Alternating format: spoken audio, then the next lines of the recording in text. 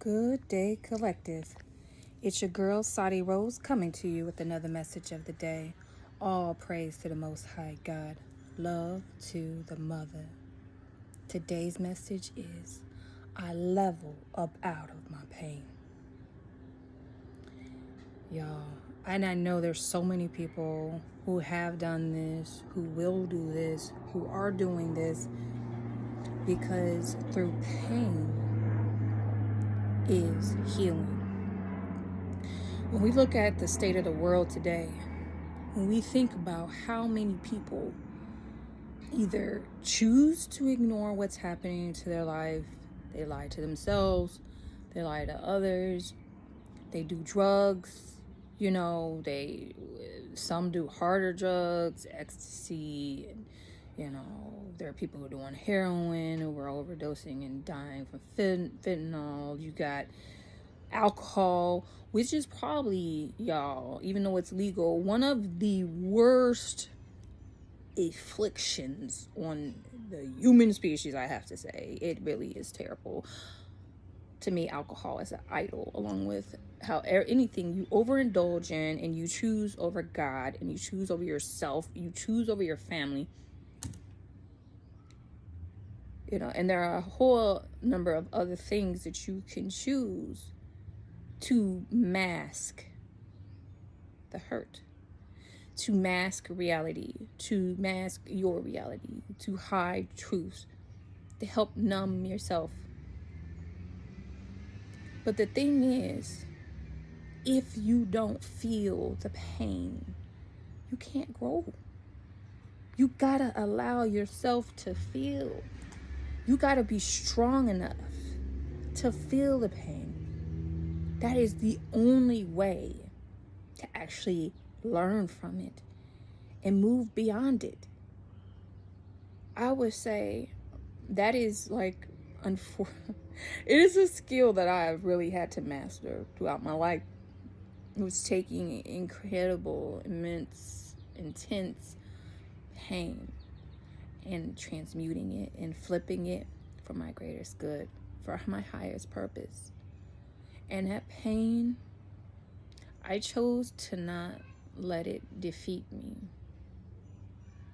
I chose to acknowledge it. I chose to be honest with myself in those times, the times that I continue to go through it. But most importantly, I chose to feel it, y'all. I am mostly substance free. The things that I have been addicted to, I have chosen to stop, pop. And, I gave up alcohol about 3 or 4 months ago because God was like, if you really are going to take on the idol of alcohol, you've got to stop yourself because it's poison. Regardless of what everybody, I'm not going to judge anybody else who's doing, but it is. You got to honor your temple. But when I think about leveling up out of pain, I think probably the hardest thing to do when it comes to leveling up out of pain is to really see things for what they are. And that most of the time, when you talk about what is the hardest thing to digest when you're leveling up out of pain, it's not. There are times when people will do things to you. And then there are times when you do things as well. And either one of those situations, both can be very hard. And in the first one, in terms of what people are doing to you, and you being real about what they're doing to you, and you being real about what that means for your life and your position in relationship to that person, place, or thing, sometimes we hide the truth and we deny it because we don't want to release those people, places, and things. It's a job. We make good money. We don't want to leave. It's a person. We love them tremendously. We want them to be what we want them to be. We want them to be as we would love to see them, but they aren't. It is hard because you don't want to release them. Also, when it comes to other people and what they do to you, when it comes to generational curses, right? Family trauma. I have seen it. A lot of times, addiction runs in family, and the effect of not talking, not sharing, passing down generational knowledge about afflictions the family has undergone, whether it's addiction, whether it's abuse, whether it's physical violence, whether it's regarding lust and sexuality, or other issues like, sexual predators. Those things usually aren't talked about from generation to generation, at least with the older. It's getting better now. They haven't been talked down. They haven't been passed down in a family. They just linger, and they just are allowed to build and build and build from parent to parent to parent to parent to parent, going unaddressed. Why have they gone unaddressed? Why aren't we talking about these things with our children, about what our parents did or what their grandparents have done? It's because we rather ignore them as an easy way to deal with it and act as if they never existed. But the problem is the trauma has been passed generationally, and it will resurface in another way. You can't run from a scar or a trauma or something that needs to be healed. If you turn your back on it, all you're doing is allowing it to fester and build in the background. And then you take your eyes off of it, and before you know it, it's consumed you and it's consumed your family. If you don't deal with residual negative energy, that energy will take on a life of its own. You have got, when you have issues, you have to take them squarely on. When people look at issues that I've been going through in my life, I know people talk so much stuff about me, y'all. Here she go again. She going through this. Oh my gosh, if I hadn't, The difference between me and a lot of people is I don't lie about what's going on in my life. They're seeing in real time, live action, me taking on generational trauma and curses that my ancestors never worked through. They just were allowed to linger. Our mothers were depressed. Our mothers were traumatized. Our fathers weren't supported. Our fathers were misunderstood. Our fathers were villainized for whatever those different reasons were. And the trauma was allowed to continue generation to generation to generation. But what has happened with me is that when I identify, whether it's abuse, whether it's affliction, whether it's addiction, whatever it is, I'm calling it out and I'm taking it on. And I might not make the best decisions given any given day, but I am trying, and I am looking it squarely in its face. I'm acknowledging what is going on, and I'm calling it out, and everyone around me sees it. Everybody wants to judge you on how you deal with trauma and your issues and the things, the low vibration, low frequency activity. But the issue is, most of that activity is happening to most of the people around you. You just don't know about it. It's happening in the confines of their households. It's happening to their children. It's happening. The same things probably in your family and other people that you deal with is probably happening. So don't you ever get embarrassed or humiliated. When you're going through those situations, you don't have to tell people. You don't have to tell people all your business. Matter of fact, you shouldn't.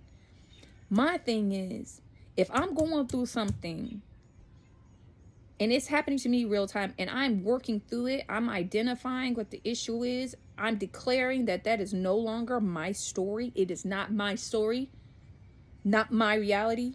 I will not accept this in my life, and I will not accept it for my family moving forward. And it falls out and it's ugly and messy and nasty because I am pushing back against the grain. I'm pushing back against years and years and years of generational trauma that came before me. And it's dismantling, disrupting, tearing down towers, and it's ugly.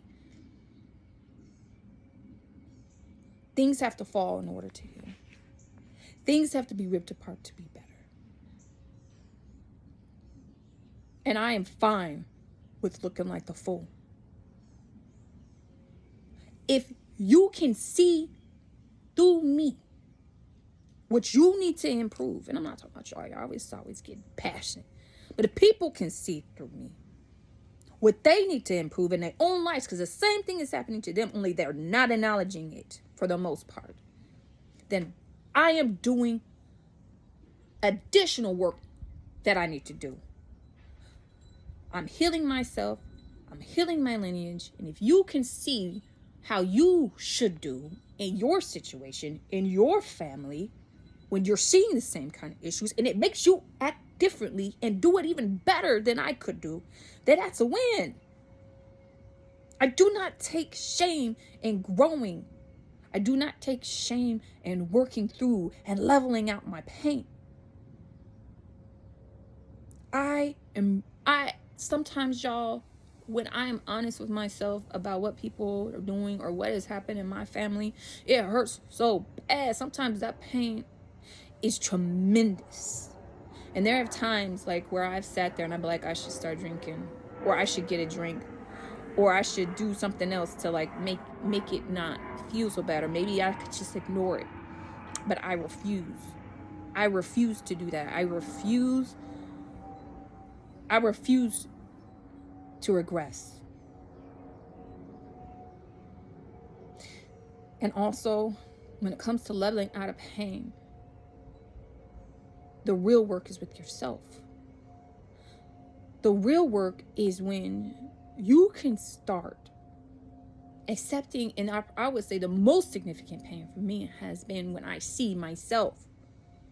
When I see how, in times when I've been a coward and didn't want to speak up or stand up for myself to people, because that's what I've struggled the most with, is standing up for myself with people I love. Not professionally, people I love. I've very much struggled. And because I refused to stand up, because I was not brave, things get messed up. My life, I'm not being kind to myself. My situations deteriorate. I get used. I get tired. I get spent. You know, when I am not being truthful, the things that can happen in my life, and like being truthful about the people in my life that I have, like there was something I read the other day and it said, whenever you are deciding to make a connection, you have to ask yourself, is this something I want to become? You better understand that is a question I will always be asking myself moving forward. It is tremendous. I think the most pain I've ever felt was when I realized the great pain I had caused my children. Not intentionally, but because I had trauma carried on from my childhood and it had just passed to them. Seeing myself was so hard, y'all. Like, I remember sitting in a therapy session with my daughter. We were having a family therapy session, and she was being honest about how my selection in men and the things that I'd done had impacted her life. I felt like I was going to have a heart attack. Seeing myself, accepting myself, it hurt. I had to allow myself to feel that hurt. I had to see myself. I could have went depressed. I could have tried to take myself out. I could have given up. I could have laid in bed. I could have just self-isolated. I could have chose not to be a good mom. But instead, I decided to level up out of that pain. Yeah, I made mistakes. Yeah, I've done things that have unintentionally hurt some people in my life. But I am still a good mom. I have sacrificed and given above and beyond so my kids can live a lifestyle I never had. I can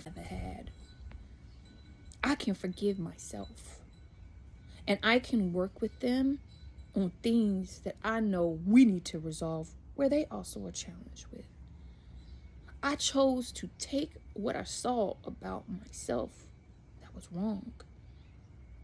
And I chose to challenge myself to rise above it, to improve, to directly address those problems with myself.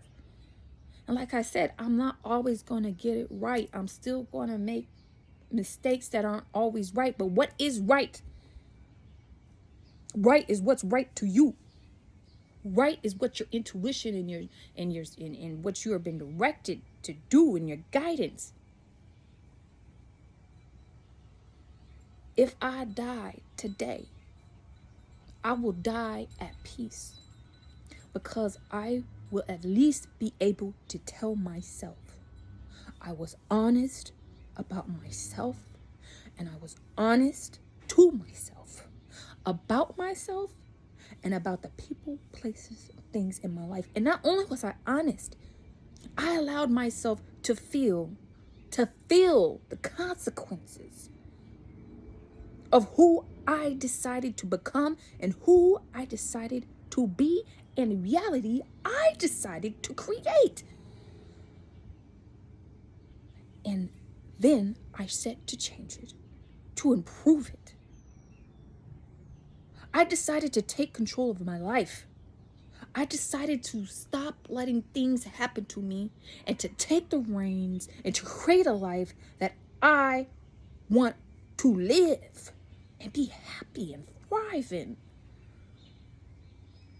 That's what it's all about. But had I not chosen to feel the pain, had I not chosen to be real, I could not level up. So if you're at a point in life and you are numbing everything, you're doing drugs, you're drinking, you're taking pills, you over shopping, you overeating, you're having too much sex, you out there having sex with everybody to distract yourself, you're in and out of relationships, you watch too much porn, whatever it is that you're doing, if you're doing it to distract yourself from what is happening in your life, here is my guidance to you: to allow yourself to feel and take care of yourself so that you can process it. I'm not saying rush it. Take care of yourself and be kind to yourself. Give yourself grace. If you have done things to hurt other people, and if you have done things to hurt yourself, still be kind to yourself. You are a spiritual being having a human experience. Do not allow your embarrassment or your guilt to stop your growth. God wants you to improve. God wants you to shine. God wants you to step into your calling, whatever that is for yourself. We all make mistakes. We all have growth. All right, y'all. I hope this resonates.